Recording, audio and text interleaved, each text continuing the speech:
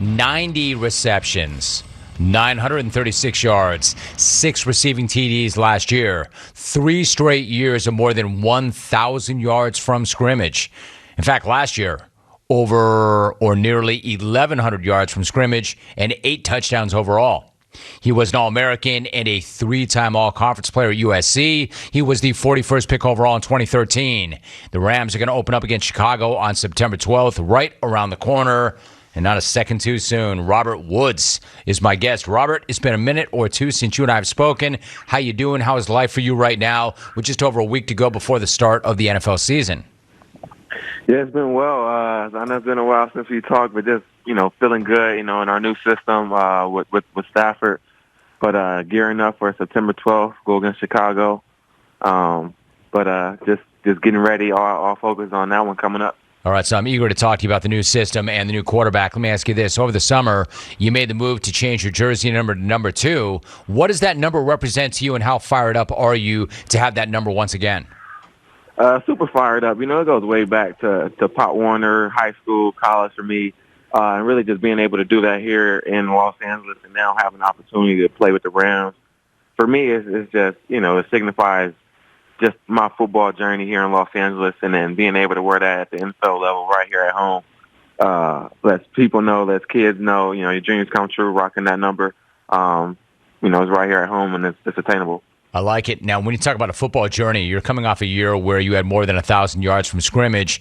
Personally, I would argue you're playing your best football of your career over the past few years. Like, when you look back on this journey and when you first got in, when you compare yourself to where you were when you first entered the NFL, what's been the biggest change or changes in your game? Opportunity, being able to showcase my skills as a true receiver, really. The targets doubled, and the stats went right with it. Being able to just get the ball in my hands, run with it. Coming here in this offense, having a quarterback to be able to deliver the passes, coaches being able to, showcase my talent. Really just coming in this offense that, spreads the ball around and let players be themselves and play free. Robert Woods, my guest. All right, so I want to talk about a few of those things, and a couple of things that always come up when people talk about your game. Crossing routes, yards after the catch. You're known for your work on crossing routes. In fact, you've led the league in targets on crossing routes in the past. This is not an area that a lot of guys want to go to. What does it take to do that, do it consistently, and have success?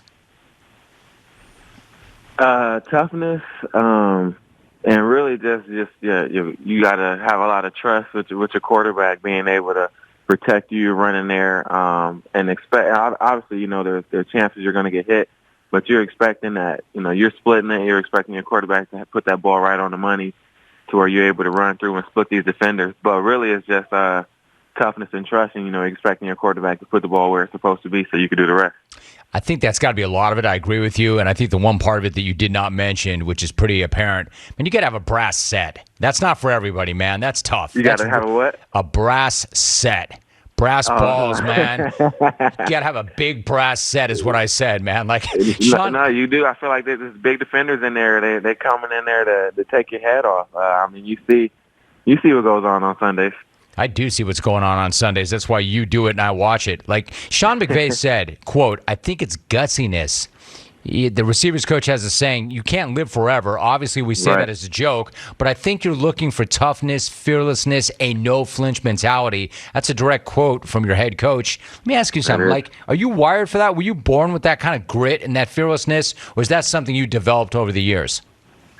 I would say a little bit of wired, and I would say a little bit of just playing football and developing that skill set, being able to play football at an early age, play on the defensive side, and being able to initiate the contact. When I'm coming across the middle, I'm not thinking of the contact because I'm coming across full speed. I'm knowing that they're going to have to hit a low when I'm coming across as well. But I would say that defensive mindset, not being afraid of contact. I like that mentality, right? That it's not just a matter of they have to deal with you as much as you have to deal with them. I kind of like that mentality you have. But the one thing I would say about this, like, it's one thing to have that mentality, but it's like that whole Mike Tyson thing. Everybody's got a plan until they get hit in the face. Like, everybody's got a plan until they get blown up by a linebacker or a safety one time, and then they don't want to do it again. What is it about that keeps you going back out there and continuing to run those routes over and over again?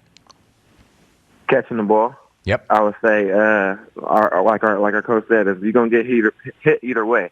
You catch it or drop it, defender's gonna hit you. You might as well, catch it and have the ball. So once you catch the ball, you get that hit. You had that reward of, just making that big play, whether it's a touchdown, first down, and that hit doesn't matter. We move in the sticks. We're talking to Robert Woods. All right, so moving the sticks. The other thing about this, it's not just about being willing to do it, and it's not just about being able to make the play or make the catch. You've been among the league leaders in yards after catch for years now. Your teammates always talk about the fact that you're always looking to catch the ball running downhill, like you're going faster. How do you explain that, and then what's your approach once you do get the ball and you secure it? Training. I feel like, a lot of guys train running routes, but don't, train on after once they get the ball in their hands. I would say I train once I catch the ball, just being able to run and finish. So it's like a mindset. I'm not done yet. Once I run my route, I still got yards to get, still got places to go. And I think that's the mindset when I'm out there running my routes. I'm not thinking just, catch the ball. I'm thinking run through the ball, and there's more after it. And I think in our system and our quarterback, it all works out so perfect with my game, being able to get some of these screen passes as well. But just having a quarterback to put the ball in your hands and place it and let you have that space and run with the ball. All you needed that space, and you a little bit of room, and we're running with it. Robert Woods joining us. I really respect and appreciate that response. All right, so you mentioned the quarterback a few times. What's it been like to work with Matthew Stafford so far, and how would you describe the chemistry that the two of you have built? Yeah, him coming in, I think we reacted right away really, really well. We crossed paths a little bit on my rookie visit in Detroit, seeing him there, but now that we're on the same team, kind of like just picked up off of that. Just chemistry was strong right away, coming out here, throwing. His work ethic was on point. But really just, I say, his leadership and grasping this offense. I was just telling somebody he has the keys to the car, and he's really testing it out and seeing what this car could do, making some adjustments and just seeing what he could do with it. We're talking to Robert Woods. So when the team makes a move for Stafford, I mean, that's a big swing right there, and they gave up a lot to get him. It seems like it's sending a message, and the message is just getting to the postseason is not enough. We got to get back to the Super Bowl. Does it feel that way to you? Does it feel like it's Super Bowl or bust? I feel like that every year. You want to go into it. Your number one goal is to get to that Super Bowl. Obviously, each year, your chances increase or decrease. And I think this year, our chances are pretty high. It's like I said, it's always Super Bowl or bust, but our chances are pretty high. So obviously, you just go in that mindset, we just stay the course and play your game. Added pressure. A lot of the guys we've been here before know what it takes. And it's really just one game at a time. We had the players, we had the coaching staff, but sometimes that's not enough. You just got to be consistent. Got to have some luck, too. Robert Woods joining me for a few more moments. Let me ask you something. So many athletes want to go home. They want to return home, and almost nobody gets to do it. But you're entering your fifth year with the Rams. You're from Southern California. You played your college ball at USC. So what's it mean to you to be a Ram and to be playing in Los Angeles? Super cool because the Rams came back to L.A. That first year, I had a chance to play them and come to L.A. and play them in the Coliseum when I was at Buffalo, and I thought that was my only chance really to play at the Coliseum, play in L.A. And then becoming a free agent, the Rams becoming an option, them sitting on the table, and obviously had to jump on that. But just the move of just the Rams coming back to L.A., me having the opportunity to play for them, my career being able to take off like it did coming here, it just definitely seemed right to come home, and it feels like I'm definitely in the right place. I think it's great. So one last thought. You know what it's like to grow up here and ball out here, and there's been so many great players that come from Southern California. And when you speak of SoCal legends, the team added Deshaun Jackson this offseason. What was your reaction when you first heard that he was going to join the team? And then what's it been like working with him? Super joy. As soon as he was a free agent, I was, hoping that we could sign him add to our receiving core.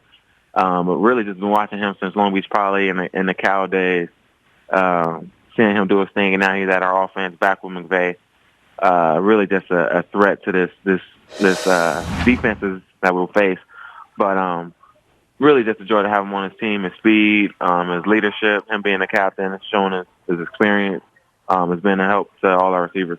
You mentioned Pauly. My wife went to Pauly, so I'm pretty intimately. Jackrabbits. Yeah, Jackrabbits, man. There have been so many great ballers. For those who do not understand, Robert, you didn't go there, but you understand that program. It is an amazing powerhouse, an amazing program. When you think about Long Beach Poly, what do you think about? What comes to mind? Just talent from every position, making it to colleges and NFL. You got safeties like Darnell Bean, Willie McGinnis, Jarrell Casey.